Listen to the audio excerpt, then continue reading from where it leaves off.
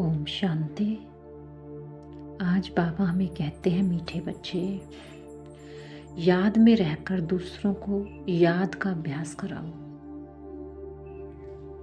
योग कराने वाले का बुद्धि योग इधर उधर नहीं भटकना चाहिए। बाबा कहते हैं, पहले स्वयं की अवस्था को बहुत अच्छी बनाओ, ताकि तुम जिसको भी सिखा रहे हो, बता रहे हो, उसकी भी अवस्था बहुत अच्छी बन जाए। अगर आपकी अवस्था अच्छी नहीं है तो आप जो सिखा रहे हो, समझा रहे हो, उससे डिससर्विस भी हो सकती है। योगी टीचर वो होता है जो कुछ सिखा रहा है और बच्चे को वो चीज़ें समझ आ रही हैं और वो कर भी पा रहे हैं। तो इसका मतलब ना तो टीचर की बुद्धि भटक रही है, ना ही बच्चों की। सहज ही वो कर पा रहे हैं और टीचर भी बिल्कुल एक्यूरेट सहज समझा रहा है। तो इससे समझा जाता है, जो खुद भटका हुआ होगा वो ही दूसरों को भटकाएगा, जो खुद योगी होगा वो ही दूसरे का योग लगवा सकता है। आगे बाबा कहते हैं कि इन बच्चों के ऊपर बहुत बड़ी रिस्पॉन्सिबिलिटी है। उन्हें कौन सा ध्यान जरूर देना चाहिए। जो बच्चे निमित्त टीचर बनकर दूसरों को योग कराते हैं, उन पर बहुत बड़ी रिस्पॉन्सिबिलिटी है। अगर योग कराते समय बुद्धि बाहर भटकती है तो सर्विस के बजाय डिससर्विस करते हैं। इसीलिए ध्यान रखना है कि मेरे द्वारा पुण्य का काम होता रहे, क्योंकि मेरी बुद्धि भटक गई और मेरे कारण अनेकों की बुद्धि भटक गई तो उसकी डिससर्विस का कारण मैं आत्मा खुद बन जाती हूँ।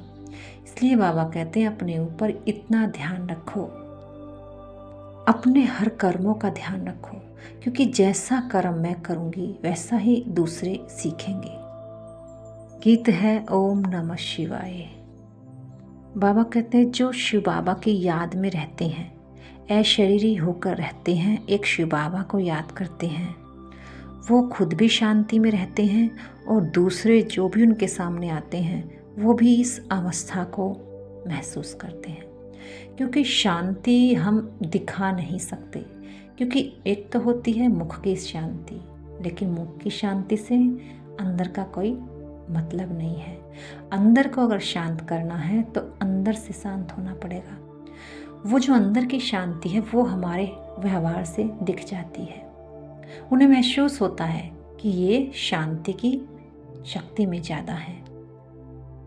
कई बार बाबा कहते, तुम्हारी दृष्टि से भी शांति दिखाई देती है, तुम्हारे हाव भाव, चेहरे चलन से भी शांति दिखाई देती है, लेकिन वो उन्हें महसूस होती है।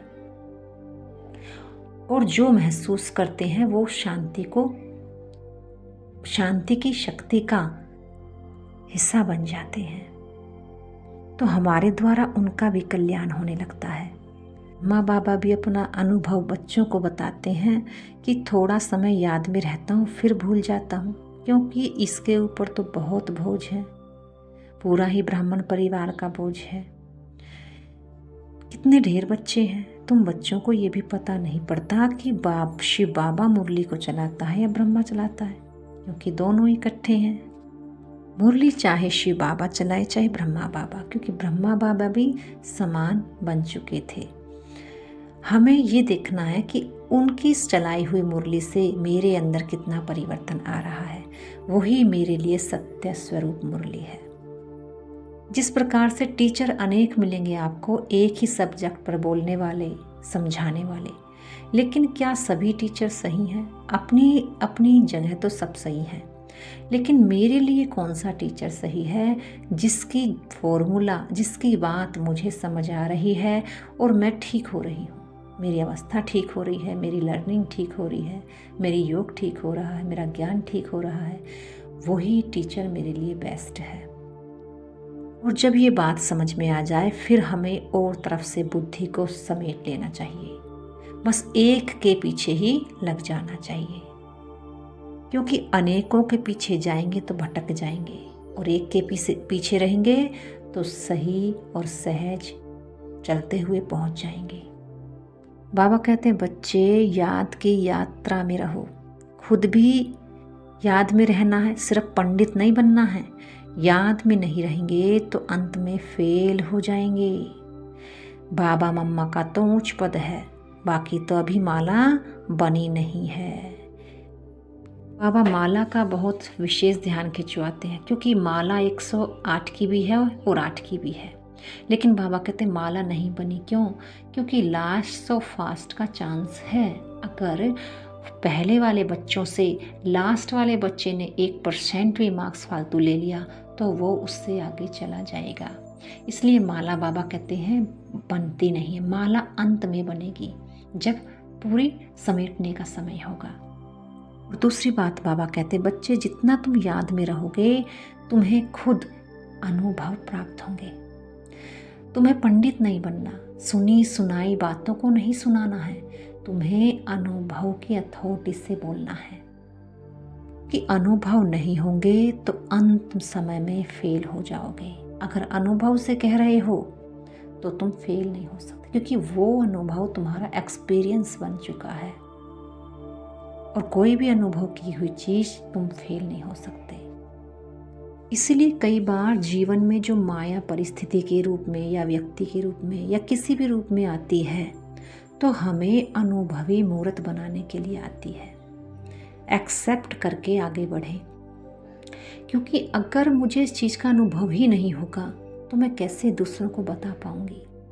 इसलिए बाबा कहते हैं तूफान को तोहफा समझो और मुश्किल को मौका समझो और आगे बढ़ते रहो। रुकना झुकना नहीं है, क्योंकि अगर हमारे किसी बात के लिए वो हमें झुकाते हैं तो नहीं झुकना है, अन्यथा हमें किसी से कोई मतलब नहीं।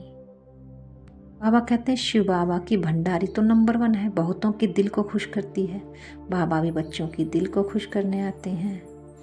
भंडारी जो बाबा कहते हैं किचन जो वहाँ भंडारी को संभालती थी, पूरे किचन की देख रेख करती थी भंडारी दादी, उसकी बाबा बात करते हैं। देखो बाबा कहते हैं उसको ज्ञान योग ये तो पता था शिव बाबा का भंडारा है, ज्ञान और योग में वो तीखी नहीं थी, लेकिन वो सर्विस में बहुत तीखी थी, इसलिए सर्विस से ही वो आगे गई हैं।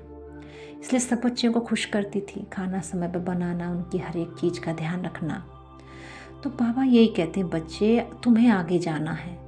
वैसे तो चारों ही स्तंभ हमारे पक्के होने चाहिए, ज्ञान योग धारणा और सेवा। जब ये चारों ही खुट्टे मजबूत होते हैं तभी हम आगे जा सकते हैं, अन्यथा हम गिरते पड़ते रहेंगे। कई बार कोई ज्ञान में तीखा होता योग नहीं होता तो उसमें भी वो ज़्यादा ऊंचा नहीं जा सकता, फिर से गिर जाता है।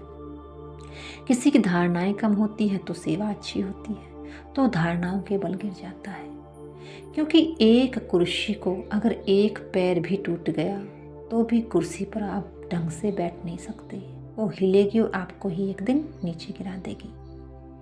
एक दिन ही नहीं, कुछ समय में ही नीचे गिरा देगी। तो हमें चारों ही सब्जेक्ट में पक्का बनना है। हमें देखना है कि क्या हम इस सब्जेक्ट में भी ठीक हैं, अगर नहीं है तो उसे भी ठीक करके हमें आगे बढ़ना होगा। बाबा कहते हैं भल ब्राह्मण तो बहुत बनते हैं, परंतु कई कच्चे होने के कारण विकार में भी जाते रहते हैं। कहते हैं हम बीके हैं, परंतु है नहीं। बाकी जो पूरी रीति डायरेक्शन पर चलते हैं, आप समान बनाते रहते हैं, वे ही ऊंचे पद पा सकेंगे, विघ्न तो पड़ेंगे। क्योंकि जिस भी सब्जेक्ट में आप आगे जाओगे उसका पेपर ज़रूर होना है, चाहे ज्ञान का सब्जेक्ट हो, चाहे योग का हो, चाहे धारणाओं का कोई सब्जेक्ट, चाहे सेवाओं का, हर एक की तरफ से पेपर ज़रूर ही आएगा। उसी को बाबा कहते हैं विघ्न तो आएंगे। धारणा के मुख्य सार, राजाई का मेडल लेने के लिए सबकी दिल को खुश करना है, बहुत बहुत रहम दिल बन अपना और सर्व का कल्याण करना है, हड्डी सेवा करनी है, देह अभिमान में आकर डिसर्विस नहीं करनी है, सदा पुण्य का काम करना है, आप समान ब्राह्मण बनाने की सेवा करनी है, सर्विसेबल का रिकॉर्ड रखना है। वरदान है मनन शक्ति द्वारा वेस्ट के वेट को समाप्त करने वाले सदा शक्तिशाली भाव।